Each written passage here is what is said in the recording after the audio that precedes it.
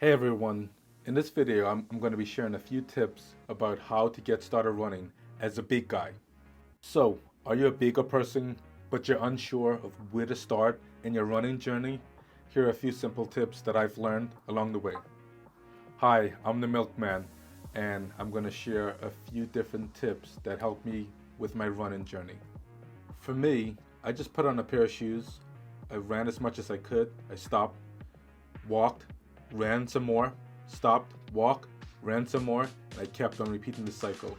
It took me 3 days before I was able to run a complete lap without stopping. First, just want to start slow and steady.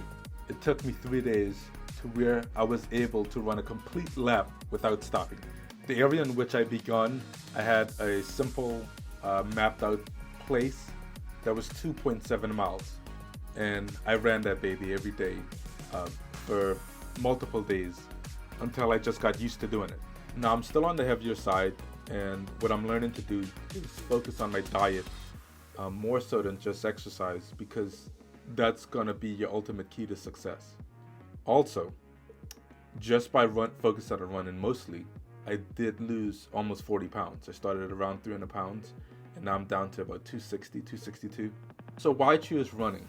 It's the easiest, least costly barrier to entry. All you really need is shoes. I mean, some people even barefoot run. That's crazy, but I've seen people do it. So the barrier to entry is low. Plus, you can just do it anywhere. It's not like a sport where you need a ball or you need equipment. You really just need shoes and basic things that most of us have.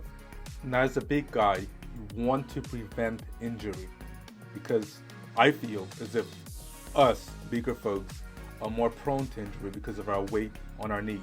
So what I've incorporated is a lot of the tips taught by a YouTuber channel that's called Knees Over Toes. You could go watch it, check it out. I think that guy gives lots and lots of great advice. That guy gives lots and lots of great advice on how to protect your knees and build solid tissue in your knees, aka muscle, ligaments, how to strengthen up that area and get stronger. So I recommend Knees Over Toes. Check him out. Another brilliant channel is called Squat University. I think that guy gives some of the best advice that I've ever seen. Personally, I've incorporated some of those bands when doing certain exercises to get your body to focus on certain muscle groups and not others, and really focus it on your weak points and making them stronger. You want to focus on your weaknesses.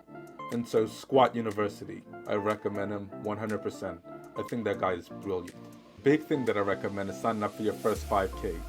There's no better feeling than competing with a group of people, all with the same goal of getting a good time and seeing how you compete. It feels good, especially when you perform better than someone who's not as big as you are. It just feels good. My best time is just a little bit over 30 minutes. However, I want to get down into the 20s. Some people run crazy numbers, and I once got on the podium at a 5K for my age group. Guess I got lucky. Another big tip is staying hydrated. My personal favorite thing to do is use liquid IV before I go for a longer run. I'll use it the night before and the morning of. So liquid IV, I recommend them. It's a good product. It works. I feel the difference when I use it. Now, you want to run most of the time at a slower pace because you want to build up you want to run slower and take your time to avoid injury and build up what's called an aerobic base. That's what I've done, focusing on these slower runs. As a big guy, what's slow for you, and slow for us I should say, is different than what's for someone who's a lot lighter. Slow for me is really about 12 to 13 minutes at this point. And on camera and visually it doesn't look good. It looks like you're barely moving. But you've got to do what's right for your body and don't push too hard initially. However, you do want to, at some point, start pushing your body a few weeks in to get faster and have some faster days, because you also want to train and get your body accustomed to moving faster. You want to have some fast days as well after a few weeks in to get your body accustomed to moving faster, to get that hardwired brain-body connection to where your body's accustomed to moving at a faster rate. Now, when it comes to shoes, for me, I've been with Nike, not because I think that Nike is better than other brands. It's just that there's an outlet near me and I find them affordably. As a side note, the Nike Run Club app allows you to enter your shoes in there, regardless of brand. And that way, every time you go for a run, if you use the Nike Run Club app, you can track the miles through that app. You can track the miles through the Nike Run Club app. I recommend that. I didn't learn that until just about a few weeks ago. So I do all of my runs outdoors, and the reason for that is because if I did it on a treadmill, I would be bored to death, and I probably would quit a lot sooner. So I recommend staying outdoors. But do what's best for you, whatever you can do. Make it work. The water is generally between 38 to 45 degrees that I get into every day. It's not a negotiable. I personally feel like adapting to that cold water is great for me, and it helps you to recover quicker, and it adds a lot of benefits like good sleep. I've heard something about brown fat. I don't know much about that, but if it helps with that, that's great.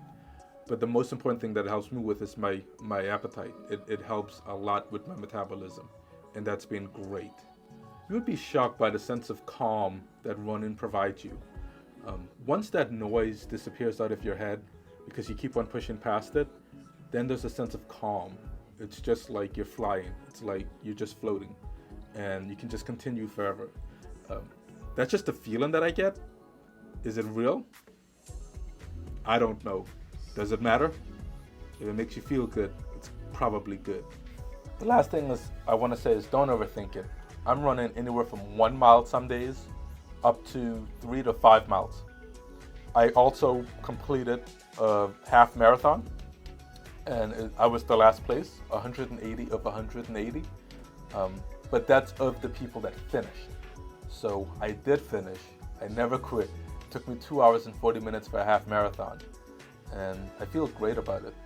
And I look forward to doing more runs and hopefully get up to a marathon this year or maybe early next year. So I'm going to stick with it, try to avoid injuries, get stronger, get faster, get lighter most importantly. I don't want to stay big. And, keep this up. It's a good habit. You want to have good habits, and it's one of the best ones that I have. But start with a 5K. I'm telling you, it feels good that the camaraderie, the people, everybody's positive. Most 5Ks are in honor to, something or someone. I did one that was in honor to a kid that gave his life, trying to rescue someone who was drowning.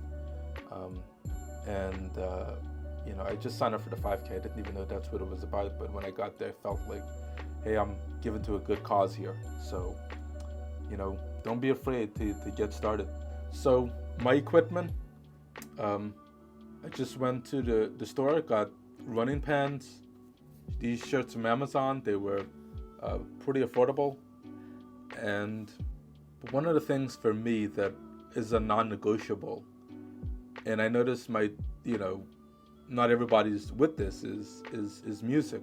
So you want to get yourself a good pair of headphones, wirelessly will be ideal. For running, I have the Open Run Shocks brand, and that allows me to hear what's going on around me, and it works great. It's good for running, and the battery seems to be great, and it's a bone conduction product. So music could help you go a long, long way. So I recommend that. If you're running at night, I recommend getting some type of harness with lights or some type of reflective clothing or something where people can see you, because you don't want to get hurt. Especially, some areas that we live in, people drive crazy. I'm in Florida, so I definitely wear protective gear when I'm running so people can see me. So I will be back with more tips and tricks and what I do, things like supplements and so forth. But running has been a great journey, and I hope that you stick with it. Hope you get started. Now currently I'm on day 14 of a 30 day run, and I'm uploading those videos in my YouTube shorts, and I'm feeling really good about it. I'm getting faster. I'm also feeling less tired. I'm more resilient to doing it, and it's been a great journey so far. So I'll add more to that once I complete the 30 days.